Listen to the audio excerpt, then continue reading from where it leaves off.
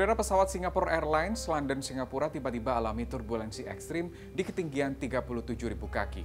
Pesawat turun tajam sebelum akhirnya mendarat. Ada korban jiwa dan luka-luka. Apa penyebabnya? Apakah cuaca? Lalu apa yang harus dilakukan sebagai penumpang saat ada turbulensi? Yuk selengkapnya kita diskusi. ช่วยเหลือผู้โดยสารนะครับสำหรับยอดผู้บาดเจ็บตอนนี้เนี่ยเป็นบาดเจ็บวิกฤตเนี่ย7รายนะครับผู้ป่วยบาดเจ็บปานกลาง23รายบวกลูกเรือ1รายนะครับบาดเจ็บปานกลางอีก9รายนะครับบาดเจ็บเล็กน้อย16รายแล้วก็อยู่ที่ holding area คือบริเวณที่ผมเพิ่งขึ้นมาคือผู้โดยสารพักรอของผู้โดยสารเนี่ยอีกประมาณ30รายซึ่งอันนี้บาดเจ็บเล็กน้อยนะครับพร้อมที่จะเดินทางต่อไปที่ประเทศสิงคโปร์นะครับเสียชีวิตยืนยัน1รายนะครับตามข่าวที่ออกมาว่ามี Insiden bermula saat pesawat tujuan Singapura itu mengalami turbulensi ekstrim selama 1 menit di ketinggian 11.300 meter. Posisi pesawat berada di atas pantai barat Myanmar. Akibat goncangan hebat, pesawat turun tajam terkendali sebelum memutuskan mendarat darurat di Bangkok. Itu tadi keterangan dari otoritas Bandara Suwarna Bumi di Thailand. Insiden itu menjadi sorotan publik. Tidak terbayangkan seperti apa dahsyatnya goncangan jika melihat kerusakan di dalam pesawat. Lalu apa penyebabnya? Cuaca. Tapi ada juga yang bilang diduga akibat clear air turbulence. In a basic sense, turbulence is the random motion of the wind, at least from the aviation perspective. Turbulence can be random motion of any fluid, but what we're talking about here is random motion of the air. So what can cause that? Well, there's lots of sources.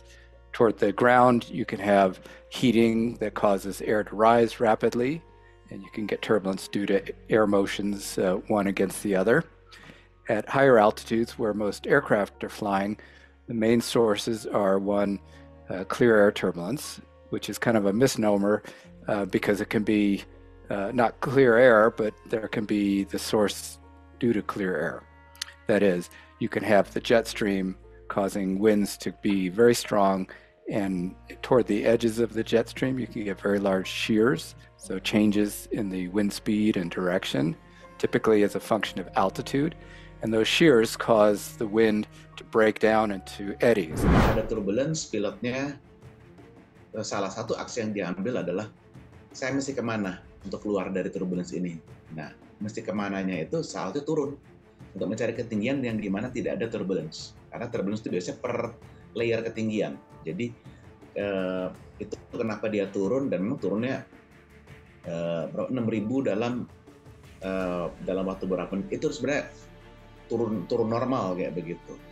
Cuman kalau pada saat kejadian turbulence-nya itu sebenarnya cuman dari minus 300 kaki sampai sekitar plus 600 kaki. Cuman hanya dalam beberapa detik. Makanya membuat kabinnya berantakan. Ada kesaksian salah satu penumpang. Ada sejumlah penumpang yang tidak mengenakan sabuk pengaman saat turbulensi terlempar ke kabin bagasi di bagian atas kepala.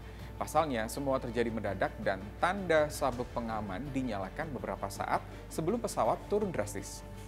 I'm in a lot of pain, and it was quite scary, but yeah, I don't think I'll be flying again for a while. Like one huge loud noise, things were coming through the ceiling, water everywhere, people crying.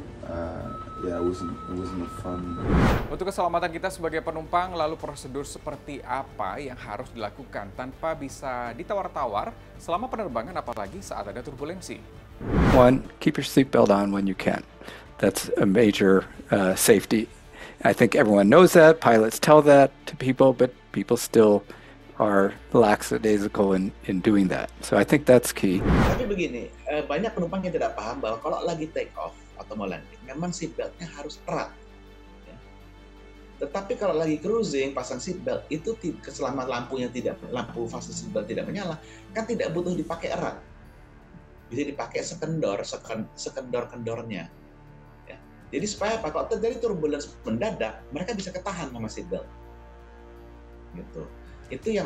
Itu banyak sekali penumpang yang tidak tahu, dan itu adalah sumber utama cederanya penumpang dalam penerbangan jarak jauh khususnya. Karena apa jarak jauh? Mereka tidur, kan nggak enak, apa seatbelt kita lepas, gitu. Padahal mereka tahu bisa dikendorin gitu. Saya sendiri itu pernah di daerah situ pun juga kena turbulence berat tahun 90-an. Gitu. Dimana kebetulan memang saya lagi pakai seatbelt, ada yang tidak sempat kelempar tapi dia cedera, dan salah satunya kenapa kita harus duduk adalah barang-barang yang ada di rak di atas itu pada bertumpahan.